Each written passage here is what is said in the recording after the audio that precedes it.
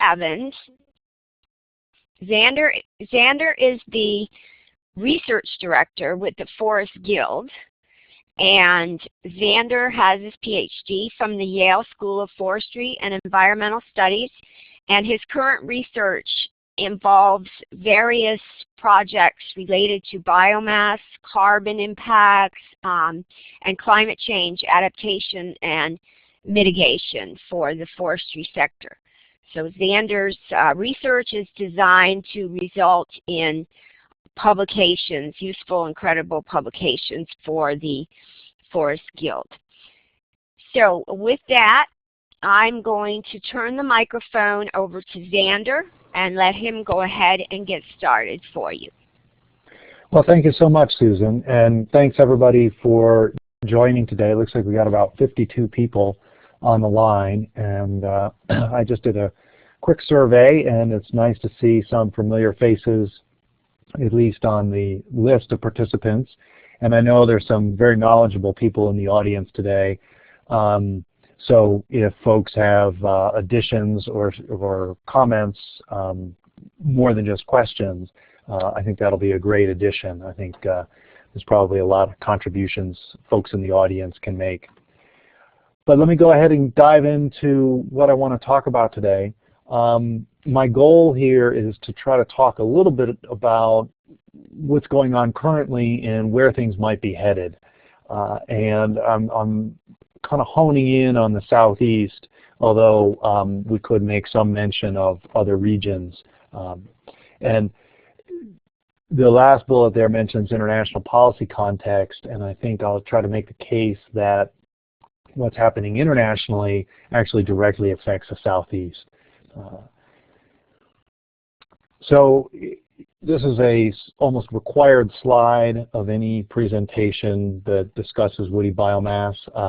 There are a lot of sort of different varieties of definitions out there, and I think it's important to let you know how I'm using the term and what I'm thinking about when I say it. And I'm not using, there's sort of a basic scientific definition that includes everything that's alive or dead in the woods, old tree boles, living trees, branches, etc. But I'm using a more common definition, a sort of daily definition that really refers to that material which has a low value, maybe even no value traditionally, but now may have some value, some new opportunity for markets, often connected to energy markets. But my perspective as a forest ecologist is that I actually don't care a whole lot about where the wood ends up. I mean, I would like to see it go for its highest and best use. You know, you always sort of feel sad when you see a saw log chipped up, but I try to set that aside and really focus on what the forest looks like after a logging job. That to me is the real issue, and so I think that may help explain some of my perspective throughout this presentation. So the next important thing to get out of the way is why we would even talk about biomass harvesting guidelines or biomass guidelines. And I often use this quote from Pennsylvania's Biomass Harvesting Guidelines that says, good biomass harvesting practices can enhance and improve forest land. Poor practices can damage and devalue it. And I think everyone on the list here knows examples where they've seen forestry happen wrong. Somebody goes out, and maybe there isn't even a forester involved, so it's probably not even right to call it forestry, but trees get cut and the land, the forest is left in an impoverished state. And this doesn't have to be related to a biomass harvest. It happens all the time around the world for all sorts of reasons. But as foresters, people who care about the forest, and maybe even folks who come from an energy background or a renewable energy background, often the point we're bringing to the table is that we care about what our forests look like and the other services they provide. And so guidelines are an opportunity to try to do things right. And maybe this is a good point in the presentation to kind of highlight this word guidelines, because what we're talking about is not things that have the rule of law necessarily, particularly when I get to the Forest Guild guidelines. These are just suggestions. We feel that our guidelines might help people do the right thing, and that's what we care about. It's not about cudgeling people with regulations.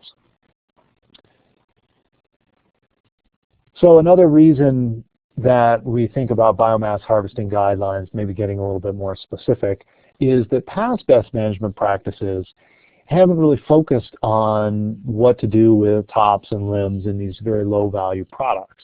And that's because they had a low value, but they tend to stay in the woods traditionally. They tended not to be something that people focused on. It made sense, let's focus on the big trees, that's where the money is, and that's what people are removing, so that's where we might put our emphasis. I've also heard the comment that best management practices only refer to water quality. And I understand that perspective. I would take issue with it, but that comes out of this history of the Clean Water Act that now has over the years come into force and acceptance across the country and the forestry community, that there are things we can do, in many cases very simple steps, to protect water quality. And so all states where they practice forestry have some best management practices to protect water quality. And these are really an important piece of keeping our social license to operate for forestry.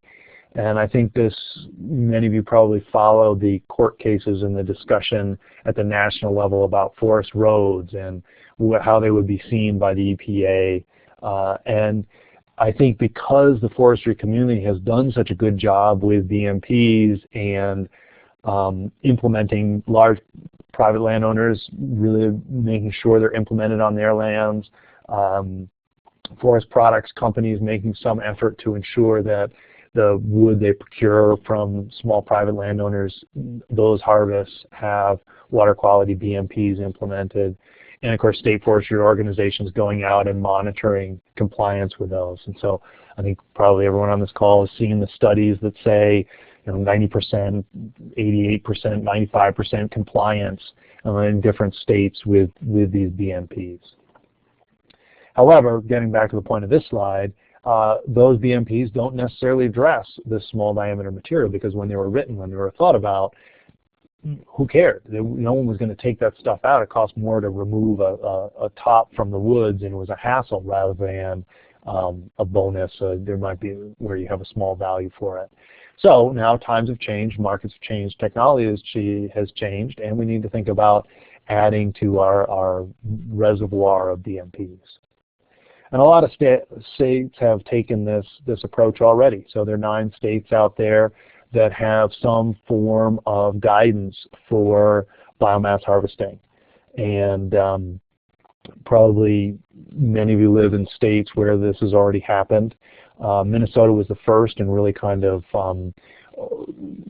set the stage. There were a lot of duplication or copying of stuff they did, and which is, I think, the sincerest form of flattery.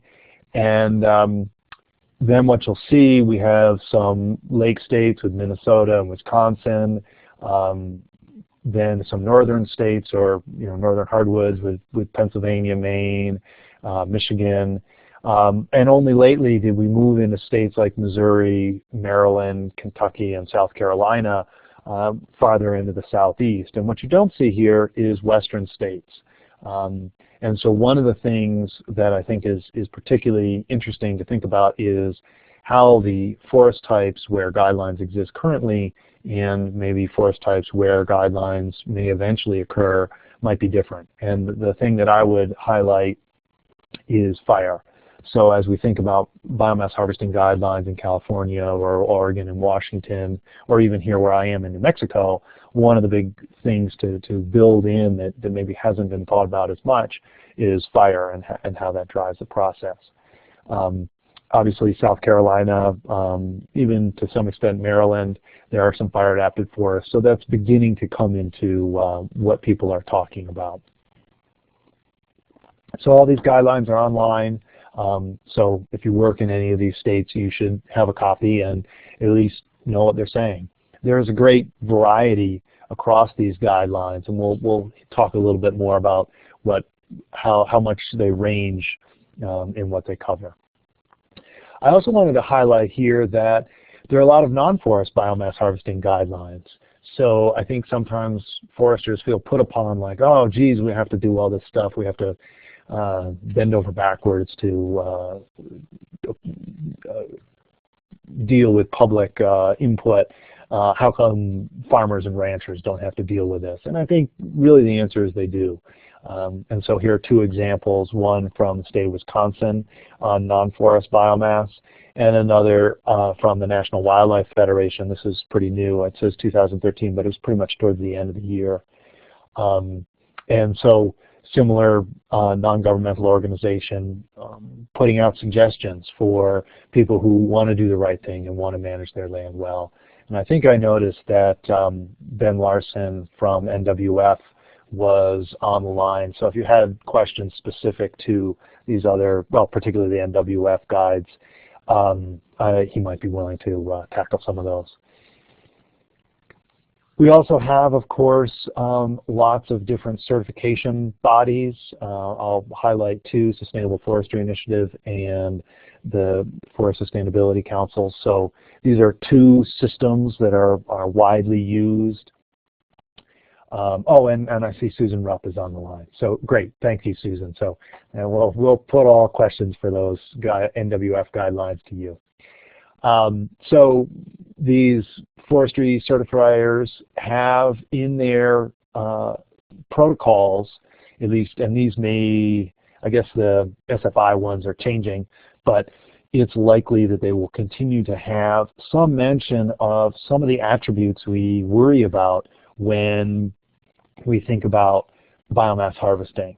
And so both SFI and FSC say things like you have to maintain and enhance these components that include decaying trees, snags, downwoody material, legacy trees.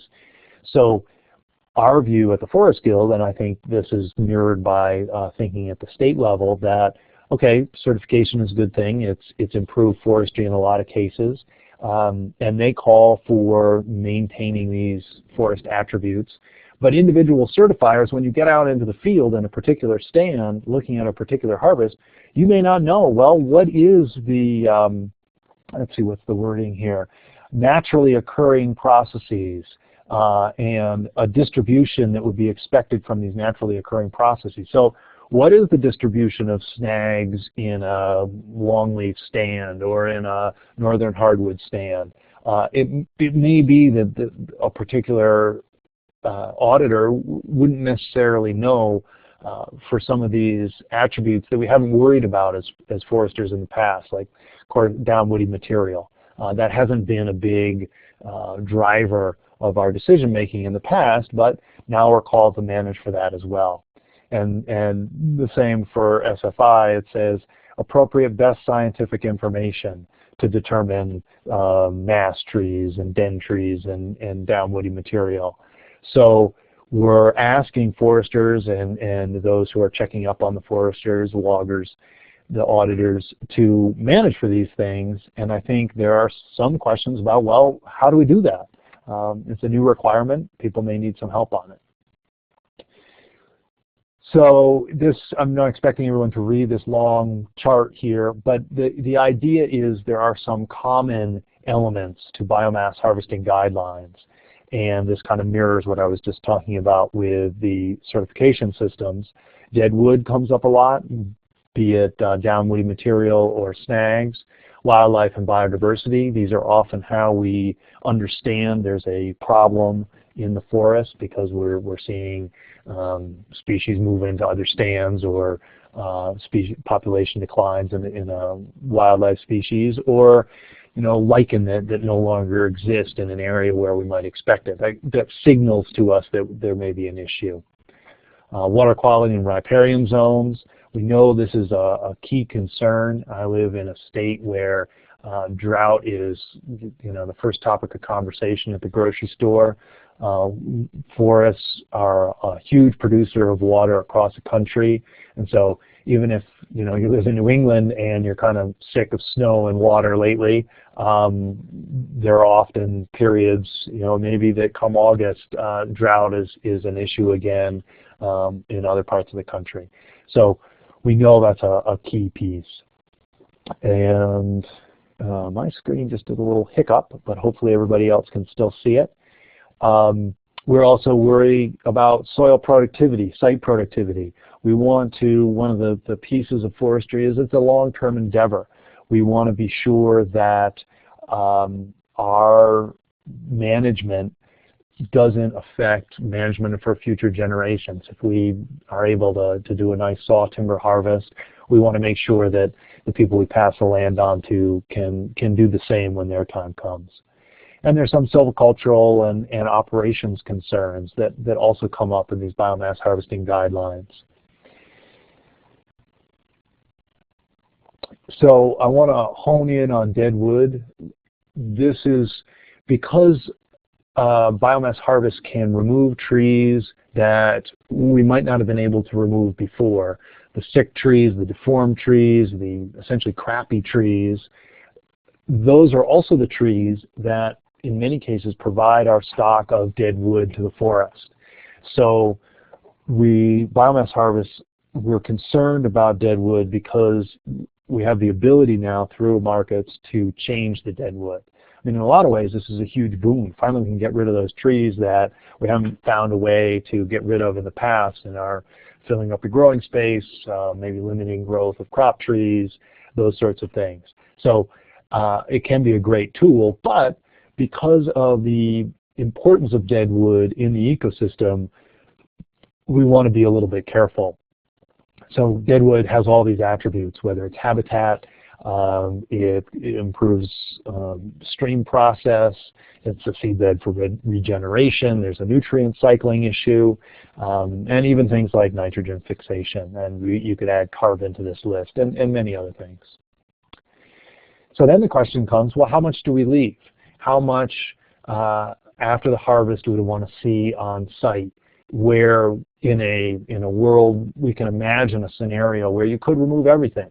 Right now in most places the markets aren't there, the technology isn't in place to remove a lot of this material. And one of the comments that I get regularly is that, well, we don't have the technology to vacuum clean the forests, and so we don't have to worry about this. And my retort is always that, well, that makes sense. Right now we don't have the mechanisms or the market drivers to take out every stick from the woods. But that's not to say that we won't in the future.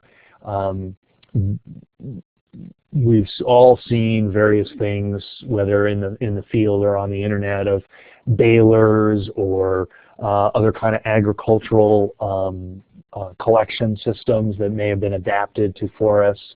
And this is an issue that the Northern Europeans have dealt with a little bit, where they have their forest industry is such that they spend more on technology. They have in place these balers that can pull out a lot more from the woods. So yes, maybe right now in a stand in North Carolina, when we do a harvest, we end up with a lot of dead wood on the ground, even if there is a biomass market. That's not to say that will be the case next year. All it takes is slightly more pressure on the economic side, or a new machine that one logging contractor buys and is able to, hey, suddenly I can get a return on that by baling up all this material that other people were leaving, and that can change the equation. So I would argue that this idea about how much to leave is really about being precautionary for the future. And you've probably read these. There are a lot of different ways of slicing how much should be left, whether it's fine woody material, the smaller stuff, less than 3 inches, just the tops and limbs from trees harvested, or an absolute number of 1 ton. Other states like Pennsylvania focus on what is harvestable biomass, so there will be some definitional issues there. Well, what does that mean? 33% of harvest residue. So there are a lot of different ways of looking at what should be left. So I want to touch a little bit on the Guild's work.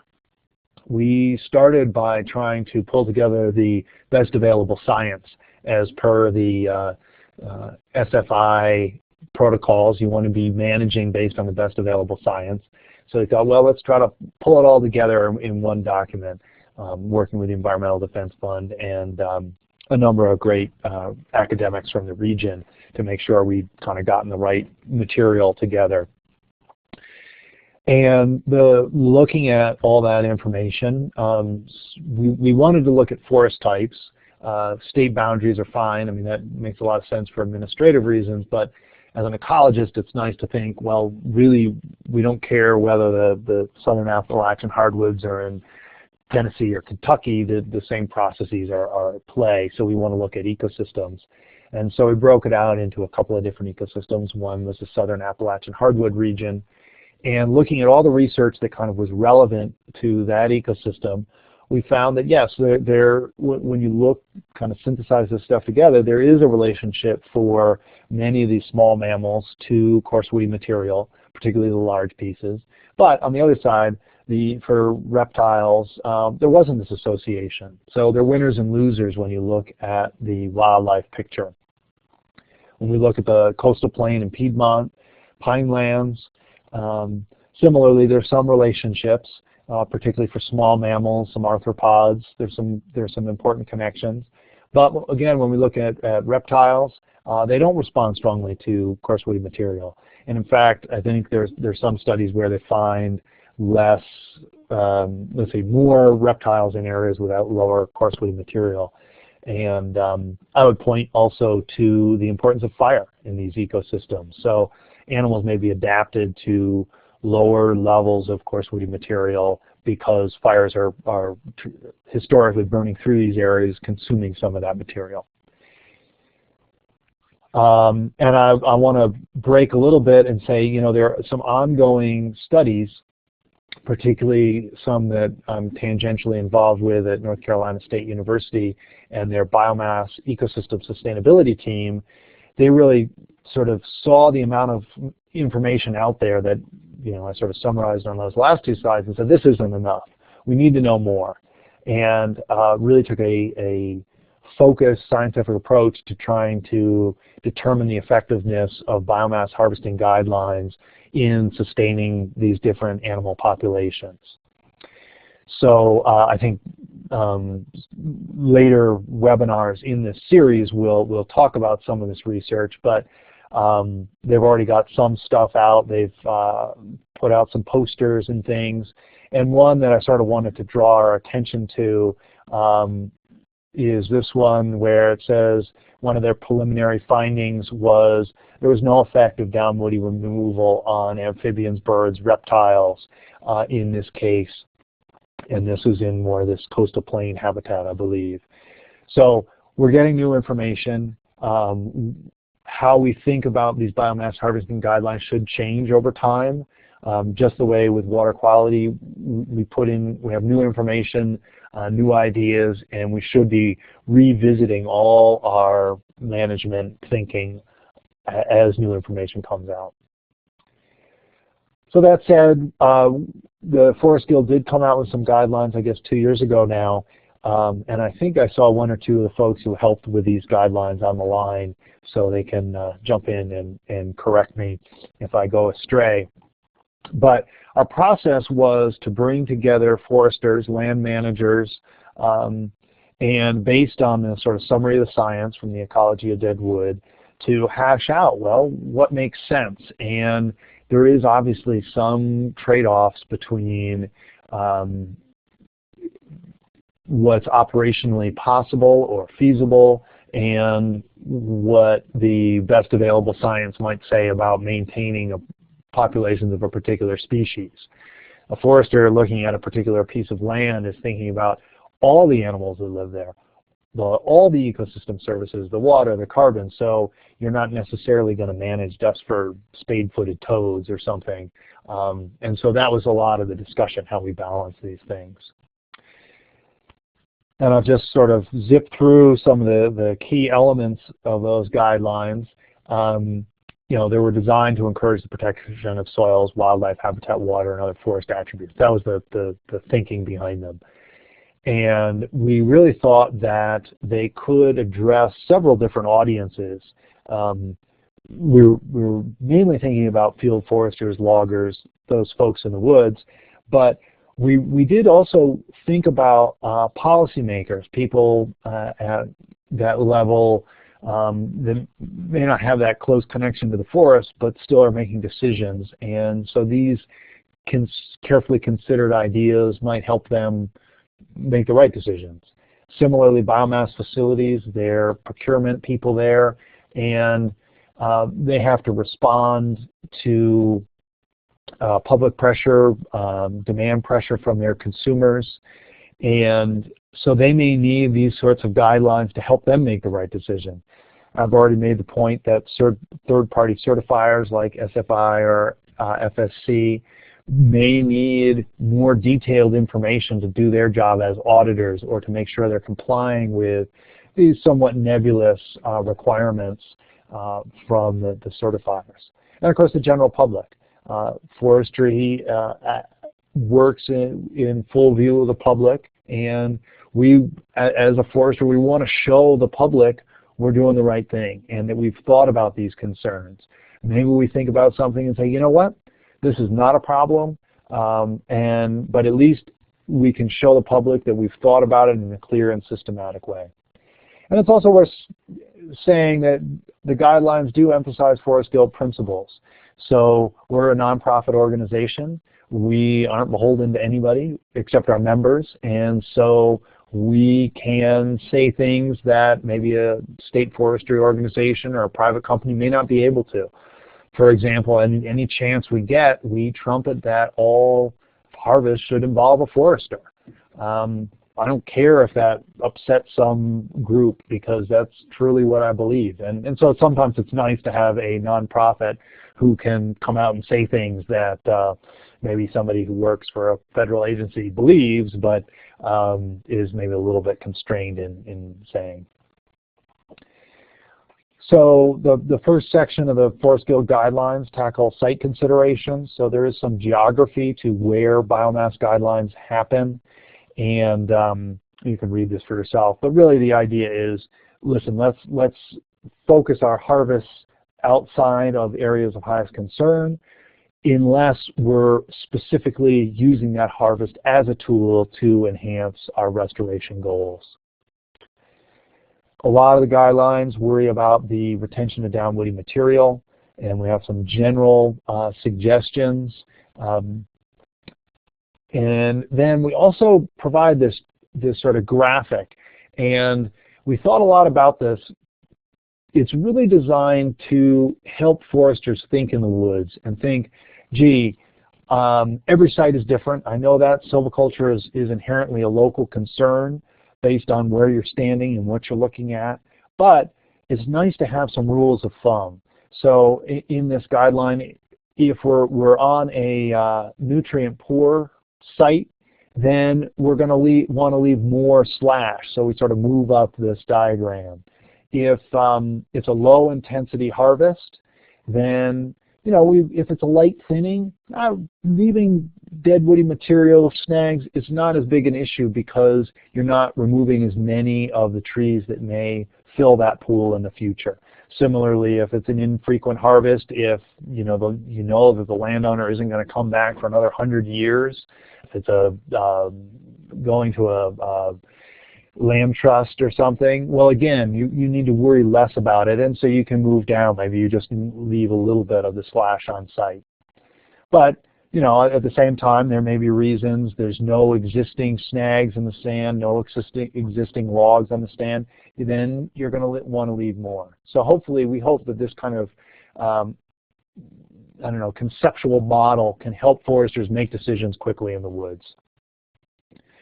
And it's important to emphasize that our guidelines we have some benchmark targets, aren't designed to be implemented on every single stand the exact same way all the time. We understand many of the people involved are professional foresters.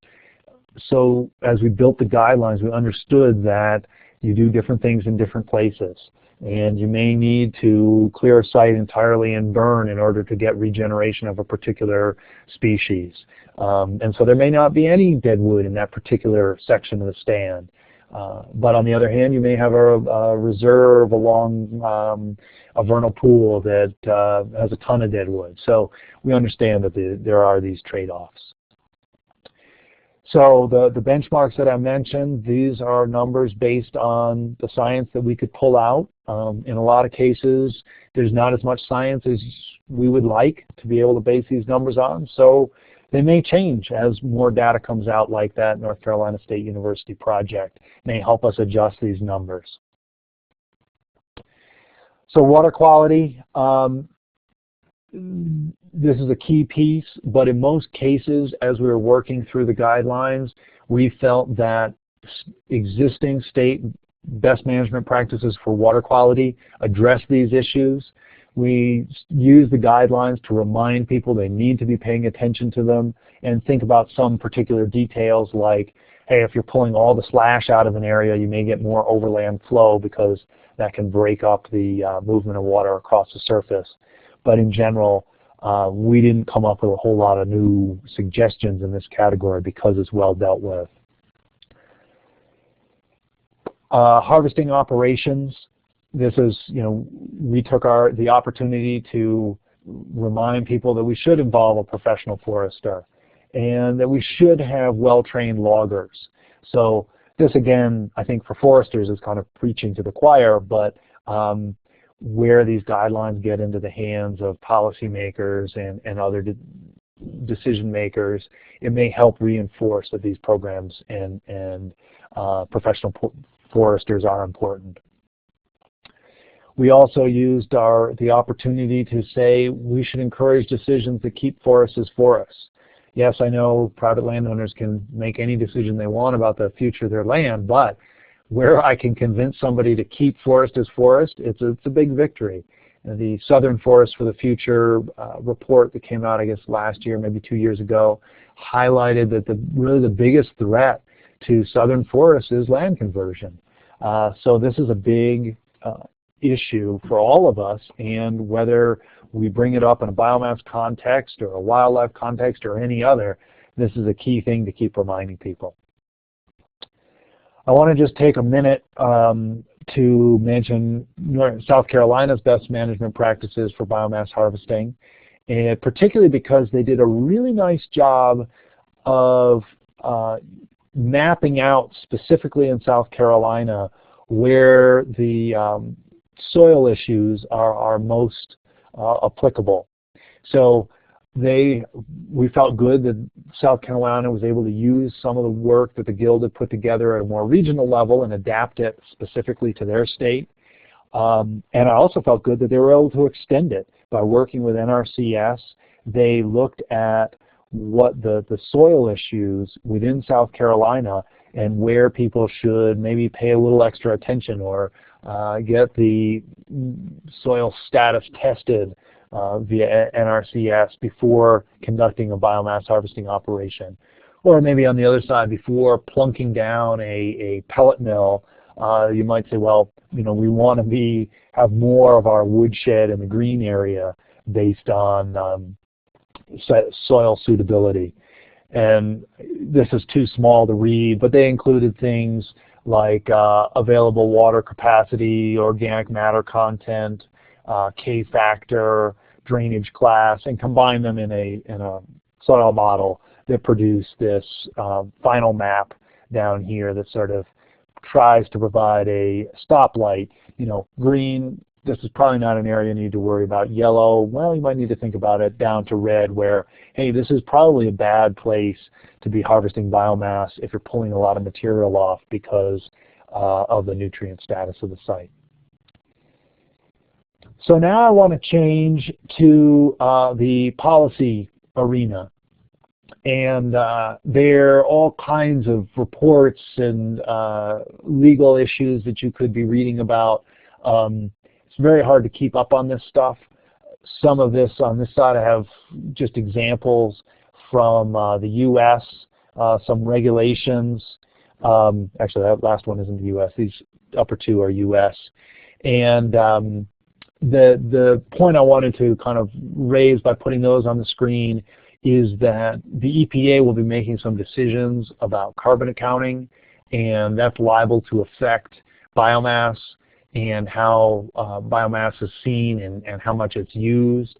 So this fits into this earlier issue of, yeah, maybe today biomass harvesting isn't threatening anything, but you could also make a case that a decision by the EPA that biomass is carbon neutral or carbon neutral in these circumstances would lead to increased harvesting, significant increased harvesting, and might require more guidelines like those that I've outlined. So we're still waiting on the EPA to hear what their decision is on how to account for carbon in biomass from forests, but that decision should be coming out soon and will kind of, I think, add some certainty to the market and drive greater development, even if it's fairly negative for biomass, which it's unlikely to be. The fact that we have some certainty, I think, will spur development in and of itself. The signs are, my reading of the signs are that it'll be a somewhat nuanced accounting. It won't be that forest biomass is carbon neutral, and it won't be that forest biomass is horrible for the climate. Rather, it'll be there'll be a set of measurements one has to take. What's the regional growth rate, etc. And so again, it may tie back to guidelines in the end. Now the other issue is European. So this is the English government's timber procurement policy that applies to biomass. There's some feeling that this may be used by other Europeans in the European Union. So this one down here is an EU regulation. And the idea is that currently Europe is consuming millions of tons of pellets. And actually, maybe I have a better slide on this. Yes, there we go. So we can see Western Europe right now. It's a huge consumer of pellets, the largest in the world. Like, yes, this is the dark blue is 2010. Yeah, North America consumes some pellets, 3.4 million tons or so. Maybe we're headed to 4 million tons, but Western Europe is 4 or 5 times that, 4 times that. So they are a dominant player in the market and a dominant consumer. So if we're asking who's going to drive some of the regulations, it may well be the people buying the pellets. If they say they want all pellets painted purple, well, those of us in the U.S. supplying those pellets are going to see if we can make that happen. And so their concerns about sustainability, the reason they're importing these pellets is because of carbon. And so if they feel like they're causing carbon problems because too much dead wood is being removed, or there's not enough dead wood buildup, so that's hurting the carbon picture, well, then they're going to make policy decisions to either procure their pellets elsewhere or not use pellets at all. So there's a link here from the consumer back to the producer, and actually the next slide shows the production. So U.S. production is big, on par with Western European pellet production. So this, if you sort of flip back and forth between where the pellets are being used and where they're being produced, it's pretty clear that the flow is this way. And then the other thing is, in the long term, the flow may be off to China because they have substantial growth, 3 times growth, and will add, based on this particular outlook, they will significantly add to demand in the future. So I think it's incumbent on all of us to understand this link and do a good job at our forest management. So when we have some foreign consumer saying, well, I don't know if I want to buy U.S. pellets because I'm worried about red-cockaded woodpecker, we need to be able to stand up and say, no, we do the best forest management in the world in the U.S., and actually biomass is a great tool for helping red-cockaded woodpecker or whatever the species of concern might be. The other piece of this puzzle that I want to kind of throw out there, maybe generate some discussion, is these campaigns by advocacy groups. We have, I think this one is Greenpeace, and we have Dogwood Alliance that probably many of you are familiar with. NRDC has a campaign out, and so these are all ending up in the email inboxes or mailboxes of folks across the country in the U.S. And again, the forest community needs to be able to say, we understand your concern. It's a valid concern. It's not, we don't agree. We feel we're doing a great job, or actually we have, in South Carolina, for example, you could say we have these state guidelines that ensure that our forests aren't just fuel, and we're protecting all the values that the forest produces, whether it's clean water, wildlife habitat, aesthetic values, etc. Particularly on public lands. It's a little different mix on private, maybe. So even if you're in a state that doesn't have biomass harvesting guidelines right now, say you're working in Georgia, I would argue that by maybe adopting the Guild guidelines or modifying the Guild guidelines to meet your needs, your specifications, you would have a way to kind of counter some of this advocacy work and say, no, you know what, we are doing the right thing, and I can show you why. And that's obviously another point of certification to be able to document this. So again, you know, kind of tying this all back together, biomass harvesting, I think, is a great tool. It really can restore and enhance stands. You can really grow nice big trees if you can pull out some of the little crappy ones. But we have to do it right. And I guess with that, I'll end, and I'm happy to take some questions. No one's been brave enough to type in any yet, I don't think. And I also want to make a quick pitch. The Forest Guild National Meeting is coming up in June, and one of the things we'll be talking about is climate change adaptation. And I think that the whole biomass harvesting kind of fits into that, both from providing a renewable bridge resource towards a sustainable economy, as well as an opportunity to make our forest stands more ready for a changed climate, an altered climate. So I just put the link in the chat window, so folks who are interested should click on that and consider joining us to discuss this sort of stuff and more in Burlington, Vermont in June.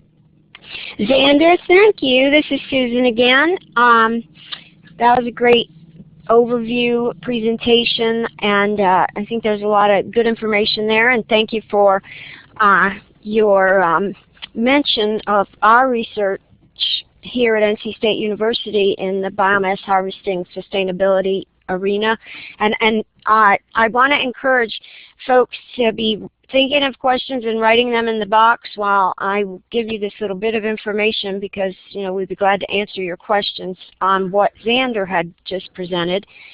But I did want to remind you that this webinar is the first in a series of 6 webinars in which we will be presenting our results of that research, and our next is April the 9th. They're all at noon Eastern time, and the next one we will be presenting the results of interviews and surveys that we did with foresters, loggers, and landowners regarding their opinions and thoughts on biomass harvesting guidelines. So that's definitely going to be an interesting webinar, and you can find information on all the webinars at biomassforestry.org. And I put that link in there. Some of the later webinars are not live yet, if you will, but if you kind of keep track of the date, as they get closer, they'll be live on the forestrywebinars.net.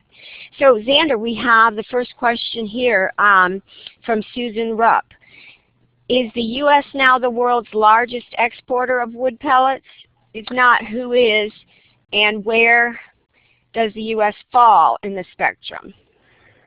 So we'll go back to this slide. I have to admit this is not my specialty, so I'm relying on this report from a consulting group, the name of which I'm even hesitant to pronounce. I believe it's Norwegian. But this slide, essentially, it's maybe a little bit difficult to read, but as of 2010, North America was producing 4.9 million tons, and those would be metric tons, and I believe bone-dry tons, whereas Western Europe was producing 7.7. So right now, North America is not the global leader in production,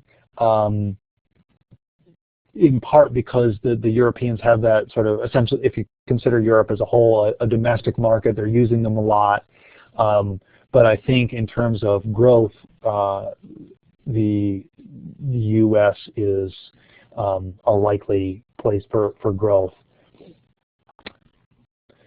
And I see, let's see, let me make sure I'm getting the right one. Follow up there from Susan. What about exportation, though?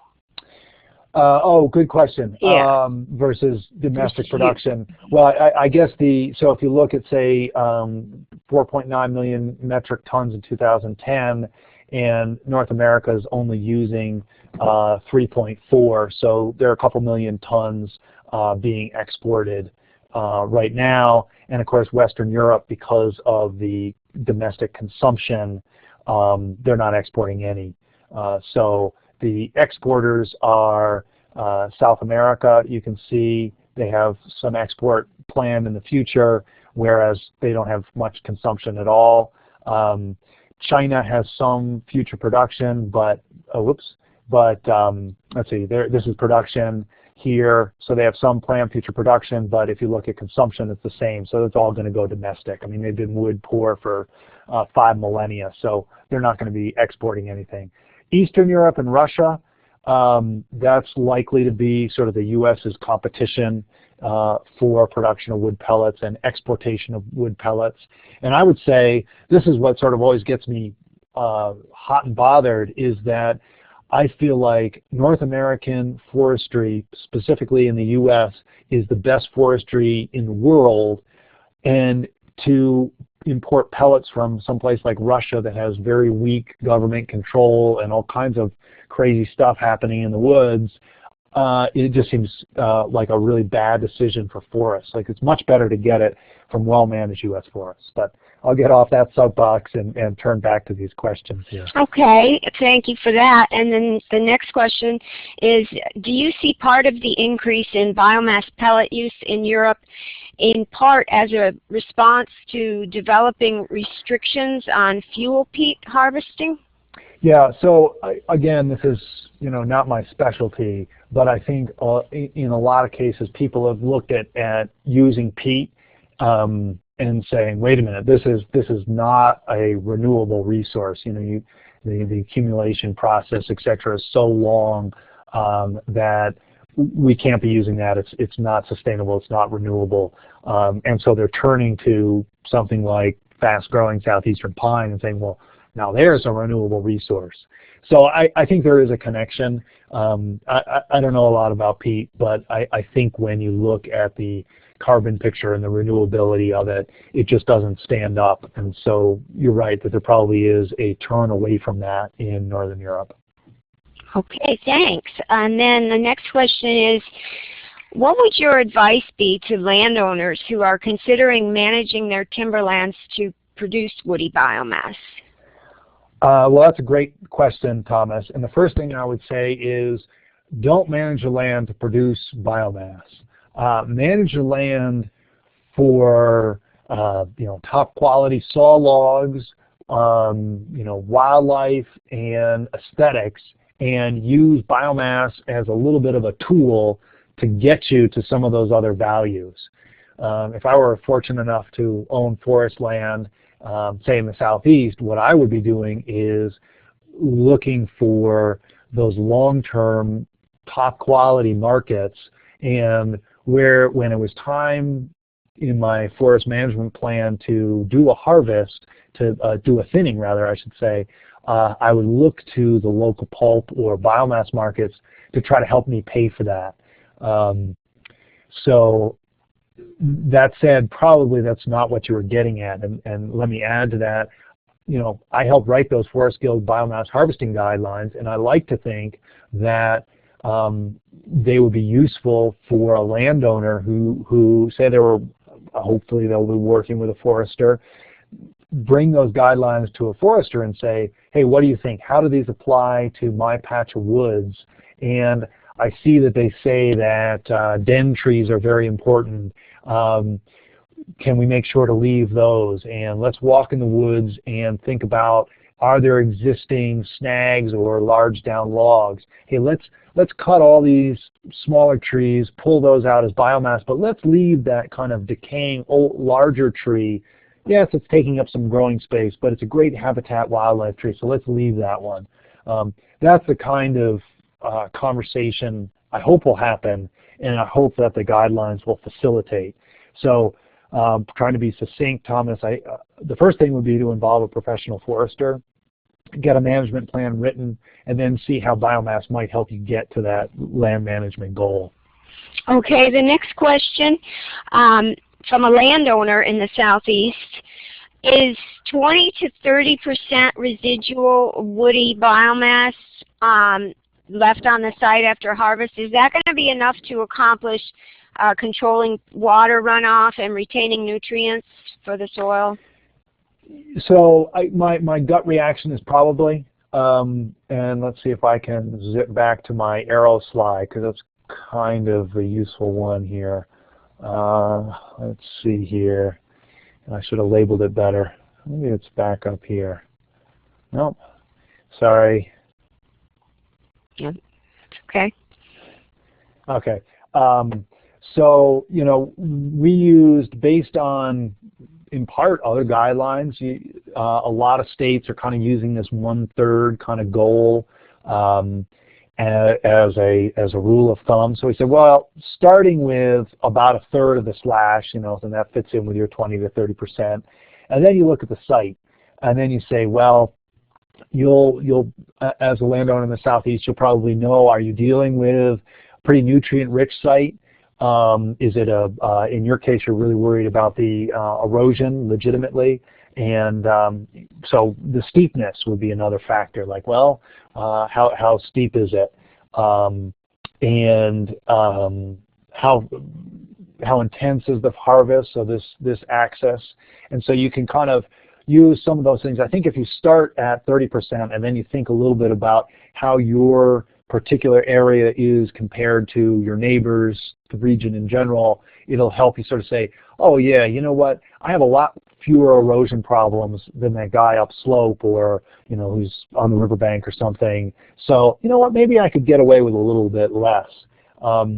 The other thing that I'll say is that most places right now in the southeast, the studies have shown, actually some work at North Carolina State University again, has looked at harvests in Georgia and in North Carolina, and what they found was with conventional harvesting right now, a lot of material gets left on site, and the number I remember is about 7 tons. They tend to be on the smaller end, so it'll decay relatively rapidly, but should be plenty to protect with the runoff. And maybe, since I got a little time, I'll add that one of the issues with nutrients is that a lot of the nutrients are bound up in the needles and leaves, the foliage, and the small twigs and branches. So there is incentive to leave that smaller stuff if you're feeling like, gee, you know, my site isn't nutrient rich. That's one of the incentives for leaving that much material on site, because you're pulling the boles off, the trunks of the trees, but that's not where the highest nutrient concentrations are anyway. So the foliage, no one wants that, even for biomass, so it's better to leave it on site, let those nutrients recycle. But and of course, you know, as you've heard me harp on and on again, you should make sure you got a professional forester involved. Yes, I agree. Always have a forester involved. Xander, there's a couple more questions, but we really are at our time limit here of 1 o'clock, and I know people need to get on to other things in their day. Xander, would it be all right if I provided your email to the participants in case they want to follow up with you on something? Sure, yeah, that'll be fine. Okay, I'll type it into the chat box. I think it's just Xander@forestguild.org, right? That's right. Okay. Well, Xander, we really want to thank you very much for participating today in our webinar series and for the great work that the Guild is doing and trying to accomplish in this area. And we will continue to be working together too, I think, on this issue. So now anyone who wants continuing ed, it should be loaded. And Susan, I'm going to push it out. And, okay. Helene's going to send that to you. Helene's going to send you the quiz for, we have wildlife and forestry continuing ed, 1 hour of that. And I think that's it, right, Helene? Do we have anything else we got to cover? I'm having a hard time entering it. I think hopefully my mouse hasn't died. I'm trying to copy the link. Okay, I can copy the link too. I have it. Here it is. Well, thanks everybody for participating, and thank you, Susan and Helene, for hosting. I really appreciate the opportunity to share this. Thank you. It's been great. Mm-hmm. Okay, so I just put the link there. That should take you to, that's the redirect link, takes you to the quiz. And as a reminder, yes, we will have a recording of this posted on the forestrywebinar.net page, and also we will have it on the biomassforestry.org page. So